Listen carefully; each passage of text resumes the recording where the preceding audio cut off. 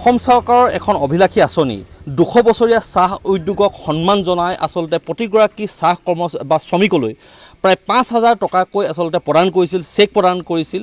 আৰু এই যি আচলতে আঁচনি চৰকাৰৰ যি আঁচনি, এই আঁচনিক লৈ এতিয়া বিতৰ্ক সূচনা হৈছে। বহু কৰ্মচাৰীয়ে প্ৰকৃত যিসকল চাহ শ্ৰমিক তেওঁলোকে এই যি 5,000 টকা নোপোৱাৰ অভিযোগ উত্থাপন হৈছে। তাৰ বিপৰীতে একাংশ অনা কৰ্মচাৰী বা অনা যি শ্ৰমিকে এই ধন লাভ কৰাৰ অভিযোগ উত্থাপন হৈছে। আৰু ইয়াক লৈ আচলতে প্ৰতিক্ৰিয়া সৃষ্টি হৈছে, ক্ষোভৰ সৃষ্টি হৈছে।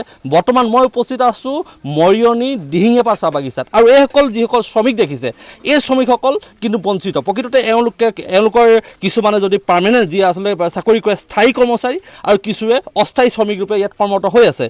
কিন্তু এতিয়া অভিযোগ উত্থাপন হৈছে যে বহু অনা কৰ্মচাৰী বা ইয়াত কৰ্মচাৰী নোহোৱা কিছুমান ব্যক্তিয়ে এই ধন পোৱাৰ অভিযোগ উত্থাপন হৈছে। এইসকল মহিলা দেখুৱাইছোঁ মই। বাইদেউ, মই আপোনাৰ কাষলৈ আহিছোঁ। আপোনালোক এইখন বাগিচাৰ শ্ৰমিক ৰূপে কৰ্মৰত হৈ আছে। এতিয়া যি চৰকাৰে আপোনালোকক সন্মান জনাই 5,000 টকাকৈ প্ৰদান কৰিছিল, এতিয়া আপোনালোকে লাভ কৰা নাই, কিয় হ'ল বুলি ভাবিছে এই কথাটো? জানো ডকুমেন্টস তো दे रही है, पीछे मांगलो सखन दे रही, लेकिन 5,000 पैसा जिको राइजेই পালো তা আমরাও পাবো লাগিছিলে। মানুষকে আর আমরা তো ডকুমেন্টস দেই কোনো আর নাই, পিছে বললো যে নাম নাই খেলিছে বলে এখন। তো নাম নাই খেব আমাদের হওয়া কোনো বলতে জায়গাই নাই হলো আর। এটা কথা ওলাইছে যে ইয়াত কৰ্মচাৰী নোহোৱা বা ইয়াত শ্ৰমিক নকৰা মানুহো পাইছে বুলি কথা এটা ওলাইছে। সেইটো কথা সঁচা হয় নে নহয়? সেইটো সঁচা হয়, কিন্তু মানে নাম কেইটা নাজানো আৰু। মানে যিসকল মানুহে পাইছে তাৰ মানে আপোনালোকৰ ইয়াত কাম নকৰা মানুহ পাইছে, তেনেকুৱা মানুহ হয় নে? ওলাইছে তেনেকুৱা? কি ক'ব? আগত কাম কৰা আছিল, আপুনি এতিয়া কাম নকৰে? কি তেনেকুৱা মানুহ আছে? নাম জানে নেকি তেনেকুৱা মানুহৰ? নাম নাজানে? আপুনি পাইছে নে? আপুনি পাইছে নে? নাই পোৱা। আপুনি বাগানত কাম কৰে? আপুনি ৰিটাৰ্ণ হয় নেকি? আপুনি ৰিটায়াৰমেণ্ট ল'লে? ৰিটায়াৰমেণ্ট লৈছে।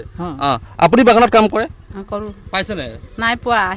আহিছিলে ছাৰ, উভতি গুচি গ'ল। আপোনাৰ আহিছিলে? আহিছিলে, মই নাছিলোঁ, আলহী খাবলৈ গৈছিলোঁ। চেকটো আপোনাৰ নামত আছে চাগে? আছে। আপুনি পাইছে মানে? পাইছোঁ, মাতিছিলে সেইদিনাখন, মই নাছিলোঁ। চেকখন ক'ত গ'ল আপোনাৰ? কি গাঁও কয় হ'লেও গাঁৱটো নহয়। আপুনি পাইছে নে?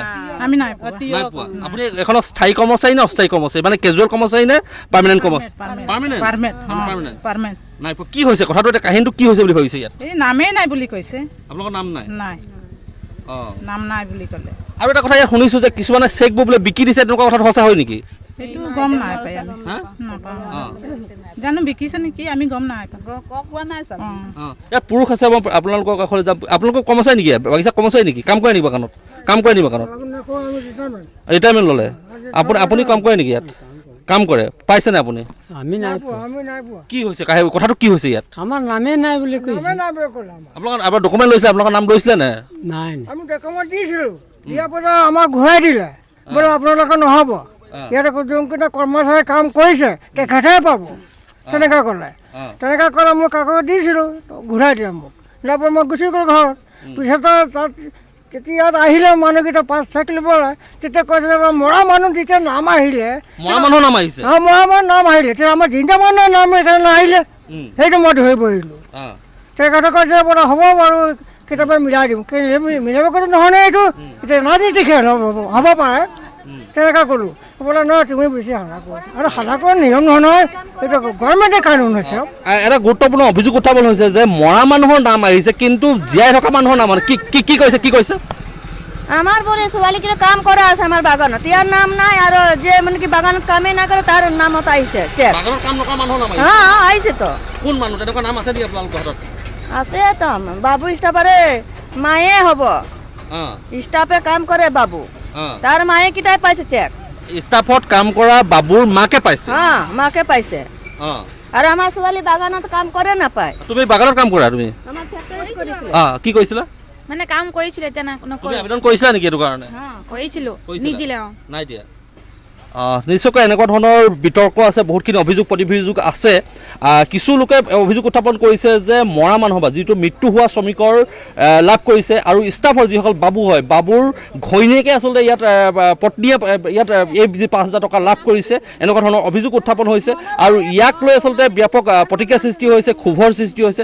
আৰু এইসকল শ্ৰমিক দেখিছোঁ কিছুমান ৰিটায়াৰমেণ্টৰ আছে, তেওঁলোকেও আশা কৰিছিল যে এই ধনটো তেওঁলোকৰ লাভ কৰিব। তেওঁ যিহেতু বছৰ ধৰি তেওঁলোকে কাম কৰি আছিল, তেওঁলোকেও এই এই সন্মানটো পাব বা 5,000 টকা পাব, কিন্তু এতিয়া তেওঁলোকৰ আশাহত হৈ পৰিছে আৰু এনেদৰে ক্ষোভৰ সৃষ্টি হৈছে। আৰু এটা অতি গুৰুত্বপূৰ্ণ অভিযোগ উত্থাপন হৈছে যে এই যিসমূহ চেক দিছে এই চেকসমূহ শ্ৰমিকসকলে কিছু লোকক বিক্ৰী কৰাৰ এটা অভিযোগ উত্থাপন হৈছে, যি আচলতে 5,000 টকা চেক কোনোবাই 3,000 টকাত বিকিছে, কোনোবাই 4,000 টকাত বিকিছে, এনেধৰণৰ এটা অভিযোগ উত্থাপন পোৱা গৈছে। আৰু এই কথাখিনি লৈ আচলতে এটিকলি ডিউটিপাটৰ যি অসম চৰকাৰৰ যি অভিলাষী আঁচনি 200 বছৰীয়া চাহ উদ্যোগক সন্মান জনাই যি আচলতে চৰকাৰে পদক্ষেপ লৈছে, ইয়াৰ পাছতে কিন্তু মৰিনীত চেক বিতৰণ কৰাৰ পাছতে এতিয়া এনেধৰণৰ প্ৰতিক্ৰিয়া ক্ষোভ দেখিবলৈ পোৱা গৈছে। আপুনি বিচৰা বাতৰি পাব কেৱল নিউজ 18 এপত। নিউজ 18 এপ ডাউনলোড কৰিবলৈ স্কেন কৰক এই QR কোড। গুগল প্লে ষ্টৰতো পাব এই নিউজ 18 এপ।